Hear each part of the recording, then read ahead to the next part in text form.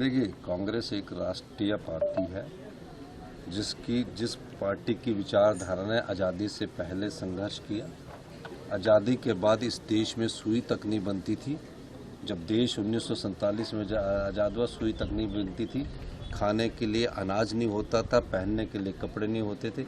एक कांग्रेस पार्टी की नीतियों के कारण हिंदुस्तान की जो आधारशिला थी वो मजबूत हुई।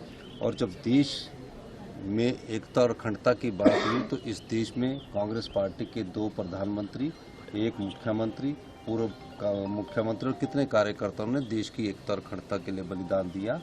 ये वो पार्टी है जो बलिदानों की पार्टी है और बलिदान की विचारधारा कांग्रेस पार्टी की विचारधारा में सम्मिलित है। ऐसी कोई परेशानी नहीं है। जयराम जी को जो सत्ता की भूख है ना, जो सत्ता की भूख है वो बहुत ज़्यादा लग गई है।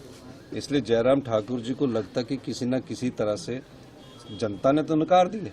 नोट के दम से जैसे और प्रदेशों में कुर्सी हथियाने की कोशिश हो रही है, उस ढंग से वो भी कोशिश कर रहे हैं। देखिए, कांग्रेस एक राष्ट्रीय पार्टी है जिस पार्टी की विचारधारा ने आज़ादी से पहले संघर्ष किया। आज़ादी के बाद इस देश में सुई तक नहीं बनती थी। जब देश 1947 में आज़ाद हुआ, सुई तक नहीं बनती थी। खाने के लिए अनाज नहीं होता था, पहनने के लिए कपड़े नहीं होते थे। एक कांग्रेस पार्टी की नीतियों के कारण हिंदुस्तान की जो आधारशिला थी वो मजबूत हुई। और जब देश में एकता और अखंडता की बात हुई तो इस देश में कांग्रेस पार्टी के 2 प्रधानमंत्री, 1 मुख्यमंत्री, पूर्व मुख्यमंत्री और कितने कार्यकर्ताओं ने देश की एकता और अखंडता के लिए बलिदान दिया। ये वो पार्टी है जो बलिदानों की पार्टी है और बलिदान की विचारधारा कांग्रेस पार्टी की विचारधारा में सम्मिलित है। ऐसी कोई परेशानी नहीं है। जयराम जी को जो सत्ता की भूख है ना, जो सत्ता की भूख है वो बहुत ज़्यादा लग गई है।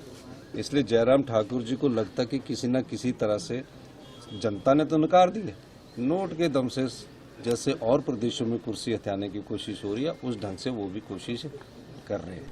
देखिए, कांग्रेस एक राष्ट्रीय पार्टी है जिस पार्टी की विचारधारा ने आज़ादी से पहले संघर्ष किया। आज़ादी के बाद इस देश में सुई तक नहीं बनती थी। जब देश 1947 में आज़ाद हुआ, सुई तक नहीं बनती थी। खाने के लिए अनाज नहीं होता था, पहनने के लिए कपड़े नहीं होते थे। एक कांग्रेस पार्टी की नीतियों के कारण हिंदुस्तान की जो आधारशिला थी वो मजबूत हुई। और जब देश में एकता और अखंडता की बात हुई तो इस देश में कांग्रेस पार्टी के 2 प्रधानमंत्री, 1 मुख्यमंत्री, पूर्व मुख्यमंत्री और कितने कार्यकर्ताओं ने देश की एकता और अखंडता के लिए बलिदान दिया। ये वो पार्टी है जो बलिदानों की पार्टी है और बलिदान की विचारधारा कांग्रेस पार्टी की विचारधारा में सम्मिलित है। ऐसी कोई परेशानी नहीं है। जयराम जी को जो सत्ता की भूख है ना, जो सत्ता की भूख है वो बहुत ज़्यादा लग गई है। इसलिए जयराम ठाकुर जी को लगता कि किसी न किसी तरह से जनता ने तो नकार दी है। नोट के दम से जैसे और प्रदेशों में कुर्सी हथियाने की कोशिश हो रही है, उस ढंग से वो भी कोशिश कर रहे हैं।